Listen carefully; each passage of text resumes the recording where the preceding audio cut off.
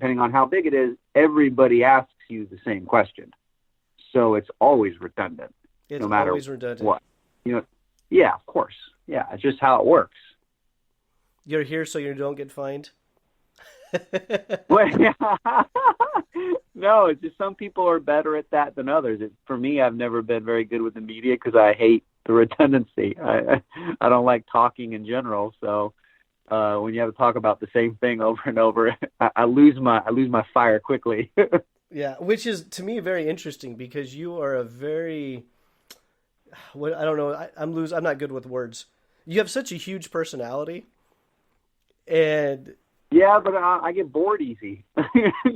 So like if it was something new and it was happening and it was something I was interested in, I love it and I can get excited about it. But Yeah, but you also tell it like it is. yeah, and so I'm probably a bit too truthful. yeah, is that probably doesn't work real well in the corporate world? No, I could never be a politician. I'm like the opposite of a politician. The opposite. Well, but you have to have some of that skill set. I mean, you still got to cater to people.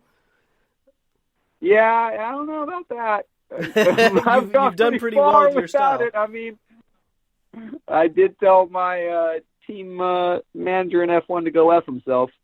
So. And yep, you're back in America. That was a choice. That was a choice. Could have stayed over there. I was kind of over Europe. But I've always just kind of said how it was and dealt with whatever was coming. Not a bad way to have life. Dude, I've never tried to plan life is the thing. Like never. The whole way as I was a kid going to Formula One, I never actually thought I would make it. I was just kind of going with the flow. Like, ooh, now I get to drive this car. And, oh, now they want to put me in this car. Sweet. Oh, gosh, I get to test this F1 car. Sweet. Like, I never really tried to force life. I always just have gone where the wind has blown me. And now I live in North Carolina, and I try really hard not to say y'all, but it's hard, Jason. Y'all. It's hard. But I tell you what, I say hella. Okay, I'm keeping it real for the 209. The hella. Oh, that's right, 209. Yeah. Yeah. Good old NorCal, baby. Oh, that's a question. So, you grew up karting. You've been around karting. I mean, you're pretty much your whole life. Yeah, whole life. So, and honestly, considering, I feel like my parents were very, I wouldn't say neglectful, but very cavalier with my life. Because I can specifically remember walking around Sonoma, which, and I think I was 4 years old, walking around the outside of the track all by myself, trying to watch Dad race his laydown kart. Like, where was the parenting there? It's crazy. Like, I was a wild child. Yeah, I kind of. No, it's just the time. It's funny because I can specifically remember my early childhood so much, and I was allowed to do so much. Like, my kid, Ava, is 6 years old now, and she walks across the street to the neighbor's house with her little gizmo watch with a GPS on it, so I know exactly where she is at all times. And I'm still worried. I'm still out there looking for white vans driving around the neighborhood. Like, it's funny to me because we've gotten so protective, and I don't know why I went off that tangent, but it's a lot different now. Now, how are you with your kids at the racetrack? Are you a lot more? Well, my wife's there. My wife's only been away from the kids for like 2 nights, and that's when I was with her and when she went to the New York Marathon to watch Rex race. And so they've always been with us. We've never had a babysitter ever. Wow. Okay. But they love coming to track, and Amanda's got that mama, multitasking eye to where she always kind of knows where they are and what they're doing. She can't see them. Yeah, and I kind of forgot who I was talking to for a second because I'm thinking to myself, it's like, oh, yeah, when I go to the track, my daughter runs all over the kart track. Well, when you go to the track, you're at a pro national ranked event with tens No, of thousands of people. Yeah, it's different. Yeah, it's different. Well, I'll say that, because we've been to the go-kart track a few times, and that's what was so fun about it, is because we let our kids went wild. They were out of here. Yeah. You know what I mean? They just wandered the go-kart track, and like I did as a kid. And it's just that community of karting. That's one of the really great parts of karting, right? It's another family. Yeah, and everybody in karting they're known for the most part. Everybody's such a good person. Everyone is such a good community. I did miss that, and that was a lot of fun when we did go to the kart track a few times with the girls and have them see that. It's just a part of life that I haven't been to in so long. And unfortunately, I really wish I could go to more of Alex and Dad's races and help out and see what they do with their karting team, because that's so cool. And I know my girls, every time that we get to go, they love it. They have a blast. Well, there's Vegas next week. I have a Subaru appearance in Tampa. I was totally going, man. And then the week after, we always have our week-long vacation out at on the beach here. So, gonna miss that one. Yeah, that's a bummer. But You next got year, to maybe. schedule in something else. Yeah. But yeah, your brother and dad are kicking ass. I mean, they're just nothing's changed. I mean, it's it just nothing's changed. They're still kicking ass. Yeah, there's people doing these. Me and Dad are just very grateful. Me and Dad are very grateful that we have Alex. I'll agree with that. Alex is like he's the glue, man. He's the man. Me and Dad are pretty special people. We need handlers. It's so funny because Dad and I are so alike that it's scary. Like, I just see him now and I'm like, gosh, God, please don't turn into that. But I know it's all coming. Like, I get closer and closer every day. Yeah, there's probably things you're going to look at and be a little nervous about, and then other qualities you just like, yep, I'm glad I have that quality. Yeah, I mean, no one will outwork us, I guess, if we're interested in something, that's for sure. And you know what? I think the biggest thing, obviously with our personalities the way we are, we're just really good at learning. At the end of the day, that's what comes down to. That's what Dad's always been the best at, just learning, problem solving, and figuring out how to make something work. Yeah. And that he applied that to go-karts, but I'm 100% sure if Pops applied that to anything in life, he could have done it.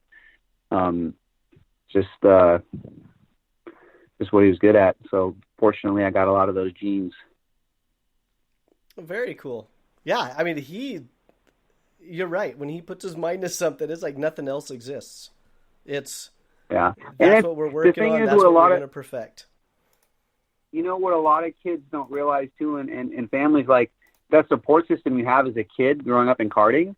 And it's so funny because I just had Colin Fleming to the house. He came over a couple weeks ago and we were talking. Now, Colin Fleming is one of the best open wheel drivers to come out of America, period. Like, at every single, I mean, he's one of the only guys that has won races in Europe in an open wheel car. And it didn't end up working out for him, but it certainly wasn't because of his ability, because every single time we had ever been in a race car together, which was way more than once, we were always exactly the same. And we were talking like, how much we realized that almost all of our success was due to the fact that our dads were so good at what they did. And our dads, instilled those traits into us. You just stole one of my questions. Yeah, having that support system is 100% why I made it in racing. And honestly, I think that's why my dad's kids do so well on his kart team as well. Like, he's just always been very good at that teaching part, And it's the same with Colin. Anybody that was our age that came up and was super successful like we were, it had such a huge backing from our family. Yeah. That's some great insight, because it is such an emotional sport sometimes, and it's nice to hear that it's the family that got you through it. Oh yeah, no question. I'm nothing special. Oh, you're pretty good behind the wheel. Yeah. Well, Alex would have been better. That was my other question. Yeah. We're different, but so talent-wise, Alex is better in your opinion. We're different. Alex is a better manager of things. I'll always be faster, no matter what. Like I will always be able to go a little bit faster. But if Alex could have had that and gotten that, then for sure he'd have been landslides better than I was. He's just very good at managing a weekend and managing what needs to get done in the right order, if that makes sense. And that's why he's so unbelievably good with the kids and the car team. You know, he understands so clearly what, you know, do you need to work on the engine? Do you need to work on the cars, the tires? You know, and he felt all that while driving, more so than I did, especially in karting. Just never really got a shot at cars, and he didn't really want it at all. So, different personality. Yeah, you need the desire, right? Yeah, it's not. Yeah, it's kind of a sickness. You know, not desire. It's sickness. Yeah. If you're gonna try, I mean, yeah, for sure. No sane person would do what I did. I was living in England by myself with my buddy Jonathan George. You know, with my colitis. You know, I was pooping 60 times a day, having to wear a diaper. Super low, like down to like 120 pounds, anemic, and none of that actually entered my mind once at all. Like, did not care. Only was focused on racing. So yeah, you got to be pretty sick to be as focused and driven to make it. There's no question about that. Well, it's definitely a testament to focus and determination as well.